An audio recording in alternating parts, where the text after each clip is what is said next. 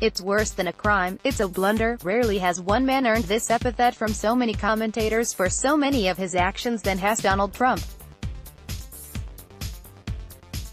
Whether in reacting to the president's sacking of James Comey as director of the FBI, his imposing of the Muslim travel ban, or his abandoning of the Kurds in northern Syria, pundits have found this line irresistible.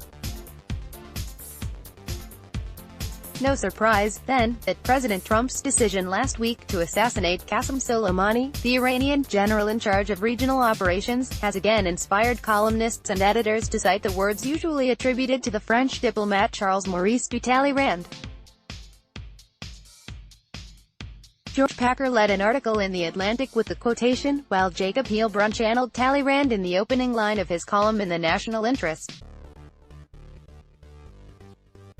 Historians are qualified neither to judge whether President Trump's action was a crime nor to determine, at least right now, whether his decision was a blunder. For that matter, no one has asked historians to adjudicate whether certain crimes, such as bombing Iran's cultural sites, as Trump has threatened, are worse than blunders. But we are qualified to do a couple of other, more modest things. We can, for example, correct the common mistake that Talleyrand spoke those words. Credit should, instead, almost certainly go to his fellow survivor of the French Revolution, the equally slippery and subtle police chief, Joseph Fouché. More important, historians can describe the historical event that inspired the phrase, namely, Napoleon Bonaparte's order to assassinate the Duc d'Enghien in 1804, and draw parallels between then and now. Of course, historical analogies are not logical proofs, and they can easily be misappropriated or misapplied. But they can also offer an important means for making conjectures and anticipating consequences. Keeping in mind the many differences between the two contexts, the causes and costs to Napoleon's decision might help us to reflect on our current situation. Insecure ruler in 1804, the most powerful ruler in the world was Napoleon Bonaparte.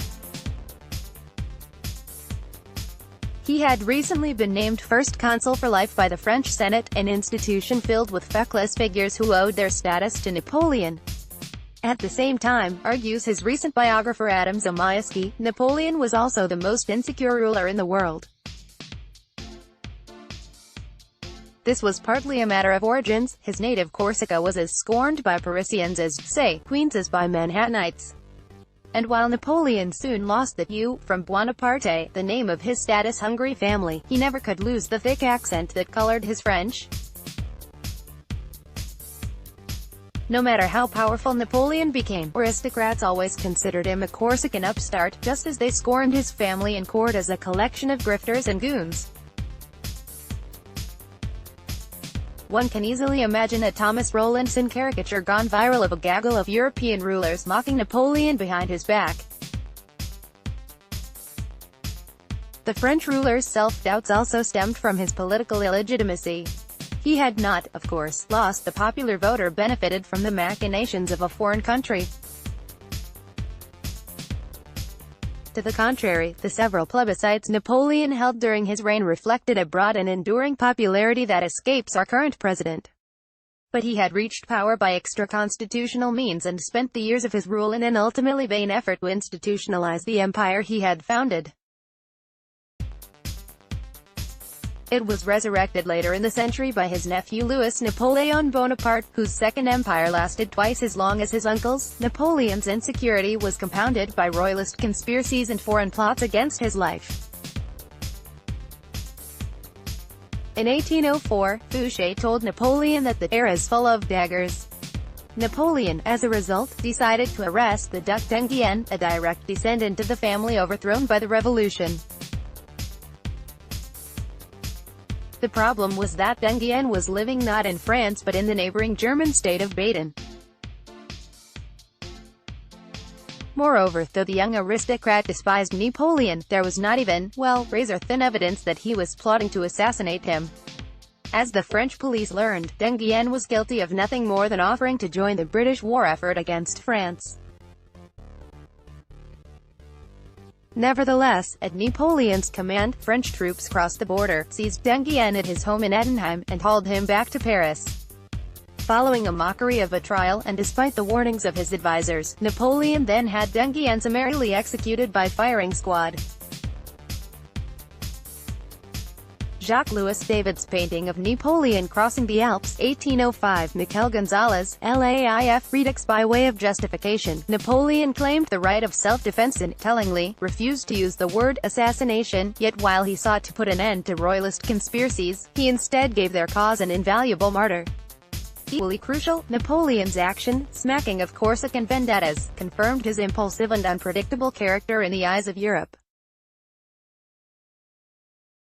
Not only did this alienate liberals and moderates in France, most notably Benjamin Constant, but it also led to the collapse of Franco-Russian relations and the eventual outbreak of war between the two countries. Napoleon himself acknowledged that his action had been unpopular. In a meeting with his state council just after the execution, he rambled from one justification to another, frequently interrupting himself and lacking coherence. When his jumbled reflections met complete silence, Napoleon abruptly left the room. The meeting came to an end, but not the repercussions of the event that led to its being called in the first place. To these possible parallels between then and now, there is one more to add. The execution of D'Enghien, on Napoleon's order, preceded by a few weeks Napoleon's execution of the remnants of the French Republic.